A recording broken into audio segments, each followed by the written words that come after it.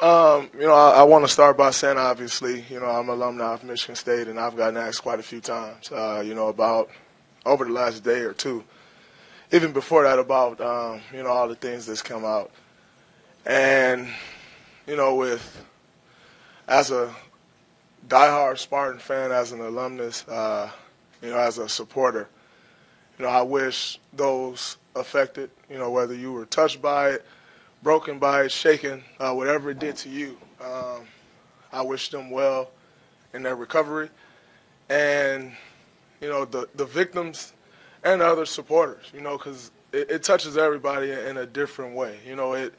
Whether you're a supporter and it, just kills your pride, or whether you're a victim and, you going through the things that you're going through. So I wish them well in their road to recovery.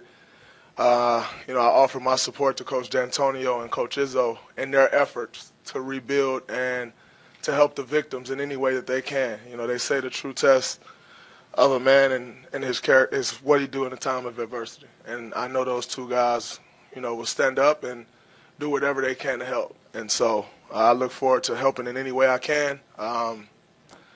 Those affected, like I said, supporters, most importantly the victims. In any way I can help, I look forward to that. And just wanted to start by saying that. Well, I'll ask one question about that then, Draymond. What do you feel about the leadership of your university during all this? That's my statement on it. I wish the supporters well, and I wish, most importantly, the victims well. And, on the road to recovery, it won't happen in a day. It won't happen in a year. But like I said, I offer my support and help in any way that I possibly can to help those affected by it. That's a basketball question. Then we've sometimes, maybe it's been a little drowsy in here this season at home. Obviously, the energy was different tonight. Did you feel it right away? And what did you think of the level of play in this game? The level was great. That's a very good ball club. They've been top of the East all year. They beat us on their home floor, and they came in tonight ready to go. They got off to a great lead. But our second unit came in, kind of got the game back under control, and, then we were able to kind of work from there.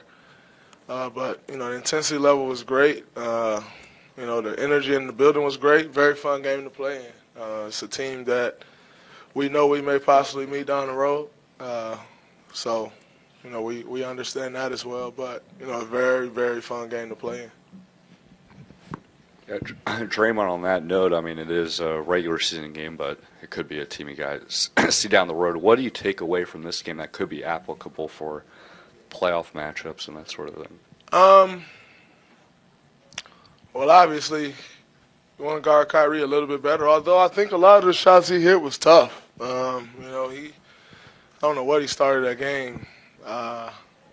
I know he missed like 3 shots down the stretch, and he still, and the one heave, and he still ended up 13 of 18. So, just really trying to, guard him better from the start. But like I said, some of those shots, he's a great player, and some of those shots was just him, Kyrie being Kyrie, great contest, and, he was just doing what he do.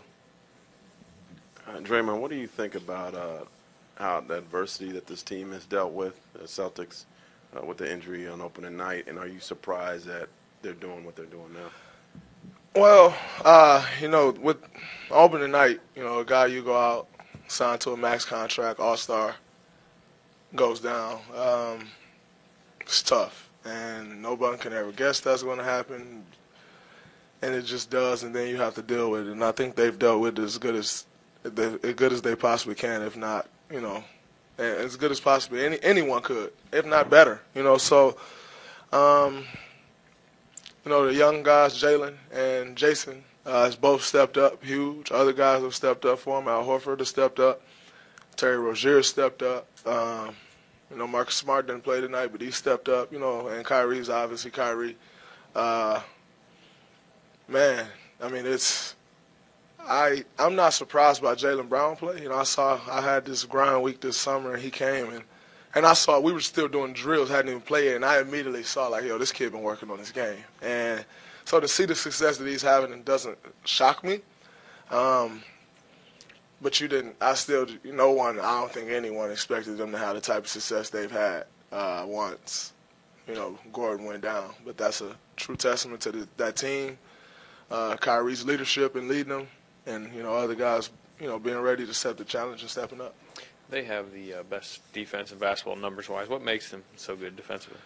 Well, they're when you got two guys on the wing, 6'8", or 6'9", wherever they are, that type of length helps a lot. And then Al Horford, one of your backline defenders who's very smart.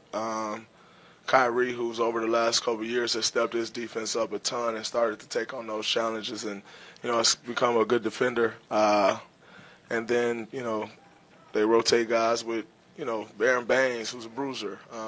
Thea's come in, who likes to bang. Down there on the block.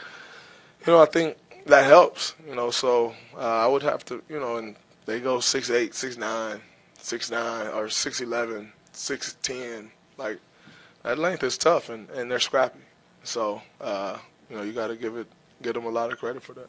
Draymond, we've all seen games where Steph just kind of floats into 40 or whatever. Just kind of, he's just so good. But tonight, did you see him like he had to get points? Did you see that difference in him where offense maybe was struggling against a great defense, obviously, but he's out there having to score and realizing that and taking that responsibility? One thing we always preach is ball movement. And the one thing that was so special about Steph night tonight, it wasn't like he was forcing anything. He just kind of took what the defense gave him. And it was a night where we needed it, where, everybody didn't shoot as well as normal. We needed somebody to step up and kind of carry the offensive load, and he did. Like you said, we've kind of become accustomed to him having games like that. But, in a situation like this, top team in the East, they're a great team. When we needed the most, he came through for us. But, that's kind of who Steph is. That's what he does for this team. There's no surprise. Draymond, you mentioned how good Boston's defense is, but they didn't have Marcus Smart tonight. How did his absence affect their defense and maybe contribute to Curry scoring at 49? I've never seen really one guy in particular lock Steph up. So, obviously, not having, Smart affects them. He's one of their top defenders. But I've never seen anyone just lock Steph up. So, I don't think like that was changing.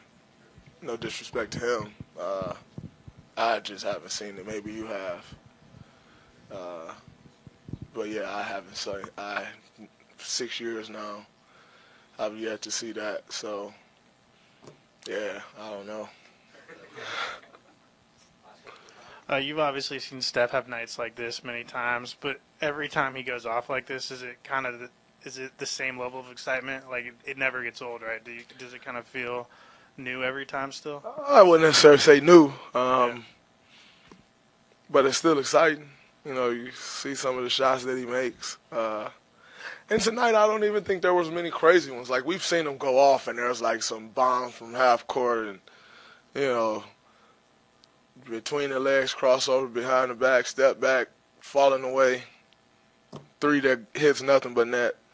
Like, we've all seen that. I don't think it was much of that. He just kind of took what the defense gave him. So, I've seen, obviously 49 is 49, but I've seen crazier. And so, unfortunately for him, I'm not that impressed by what he did tonight.